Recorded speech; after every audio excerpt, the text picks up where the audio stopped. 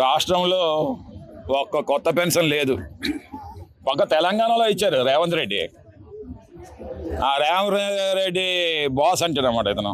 ఏదైనా అంటే అన్ని ప్రభుత్వాలు ఇస్తూ ఉన్నాయి.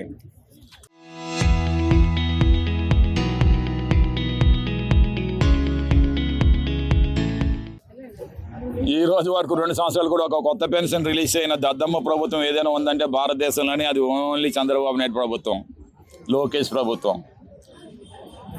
నేను అందుకే డిమాండ్ చేస్తా ఉన్నాను వైఎస్ఆర్సీపీ తరఫున, మీకు ఎలాగ చేత కాదు కొత్త పెన్షన్లు ఇవ్వడం. జగన్మోహన్ రెడ్డి గారు ఏమో హైక్ చేసుకుంటే వెళ్ళిపోయారు 66 లక్షల పెన్షన్. అది ఎందుకంటే దయాగుణం అవుతుంది. కళ్ళాలా చూస్తే ఇంకా అసలు మనసు ఎలా కరిగిపోద్దంటే పెన్షన్ ఇవ్వండి పర్లేదు, ఓకే. అలాంటి పెన్షన్లు అన్నీ కూడా నువ్వు ఈ రోజేమో ప్రతి నెల కోత వేసేస్తున్నావు. 12,500, 12,000, 15,000 చెప్పిన పెన్షన్లు. వీళ్ళు ఐఏఎస్లకి ఏమో వాళ్ళకి ఇచ్చారన్నమాట రూల్స్, కావాలని వాళ్ళు కూడా చేసేస్తున్నారు. ఇప్పటికే 6 లక్షల పెన్షన్లు ఏమో కోత వేస్తావు అంటే 66లో 6 లక్షలు పోయి 60 లక్షలే. ఇంకా లెక్కలు ఇంకెలాగో ఉంటాయి మీకు అందరికి తెలిసినవే. ఈ 2 సంవత్సరాలు ఎంతమంది చనిపోయి ఉంటారు అభాగ్యులు. ఎందుకంటే ఓల్డేజ్ పెన్షన్స్ అందరూ కూడా పోతూ ఉంటారు కదా. 80 సంవత్సరాలు దాటిన వాళ్ళు, 90 సంవత్సరాలు దాటిన వాళ్ళు, అలాగే కిడ్నీ పేషెంట్లు, HIV పేషెంట్లు, ఫిజికలీ హ్యాండిక్యాప్డ్, వీళ్ళందరూ చచ్చిపోయినవేమో సుమారు అదొక 5-6 లక్షలు ఉంటాయి. కనీసం మీ ఏమో ఐఏఎస్లు ఏమో రిపోర్ట్లో, లేకపోతే మీ కలెక్టర్లను, శానిటరీ ఇన్స్పెక్టర్లు ఏమో ప్రతి శ్మశాన వాటికల్లో ఉంటారు. ఎన్ని శ్మశాన వాటికల్లో ఉన్నాయి ఈ ఆంధ్ర రాష్ట్రాన్ని అన్ని దగ్గర నుంచి తీసుకోండి, ఓకే. అన్ని శ్మశాన వాటికలను రోజుకు ఒకరైనా సరే పెన్షన్ ఒకటి చచ్చిపోతున్నాడు కదా గత ఈ 2 సంవత్సరాల్లోనే. అంటే అలాగే లెక్కేసుకుంటే ఎన్ని రోజులు అయ్యేవి, ఎన్ని శ్మశాన వాటికలు ఉన్నాయి. కనీసం ఒక 10,000 శ్మశాన వాటికలు ఉంటాయి కదా. 10,000 శ్మశాన వాటికల్లో ఒక్కొక్క చనిపోతుంటే రోజుకి అలాగా ఎన్ని 700 రోజులు అయింది కదా. లెక్కేసుకో 7 లక్షల పెన్షన్లు అక్కడ అయిపోయి. సింపుల్ లెక్క, 2 ఏకమే.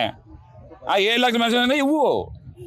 మీ మధ్య కోరుకుంటున్నాం కొత్త పెన్షన్ ఎలాగ రిలీజ్ చేయాలి. ఎందుకంటే నీ చేతకాని రోజు జీడిపి పెరగట్లేదు, అభివృద్ధి లేదు. ఈరోజు సంపద సృష్టి అన్నావు, ఏమీ లేదు, అడుక్కు తింటున్నావు నువ్వే బాబు అని చెప్పేసి. ఎవడెవడికో ల్యాండ్లు ఇచ్చి నువ్వు మాత్రం బాగా డబ్బు తింటున్నావు.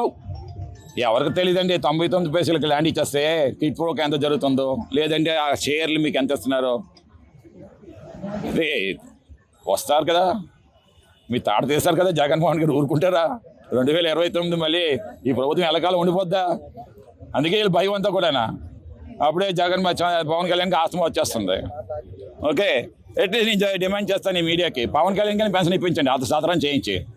లంగ్స్ పాడైపోయండి పాపం, ఓకే. సో అది తెలుసుకోవాలి ఒకసారి. నువ్వే వయసులో ఉండేవాడు కానీ నీకు పాడైపోతుందంటే నీ లంగ్స్. పేద ప్రజలు ఎంతమంది కడుపు కొడతా ఉన్నారు, ఆ ఉసురు మీకు తగలదా? Pawan Kalyan please open your eyes, I just request this is. సరే ఇది అందుకనే కొత్త పెన్షన్ రిలీజ్ చేయలేకపోతే మందులు కావాలండి. ఒక 60 సంవత్సరాలు దాటిందంటే బీపీలు వస్తాయి, షుగర్లు వస్తాయి, అలాగే థైరాయిడ్లు వస్తాయి. ఈ మందులు కానీ వాడకపోతే చచ్చిపోతాడండి. షుగర్ ఎక్కువైపోతే కాళ్ళు తీసేవాళ్ళండి, షుగర్ ఎక్కువైపోతే కళ్ళు పోతున్నాయండి. బీపీ వచ్చేసేనేమో మన 30 సంవత్సరాలు లేడీ ఇంటికి వెళ్ళి చూస్తేనేమో బీపీ వచ్చేసి బ్రెయిన్ స్ట్రోక్ వచ్చేసి కాలు చేయి పడిపోయింది. చిన్న పిల్లలు, ఆ భర్త ఆవిడకే సేవ చేస్తాడా? ఆ పిల్లల్ని చూసుకుంటాడా? పైకి వెళ్ళి ఏవైనా సరే ఉద్యోగం చేసి డబ్బు తీసుకొస్తాడా?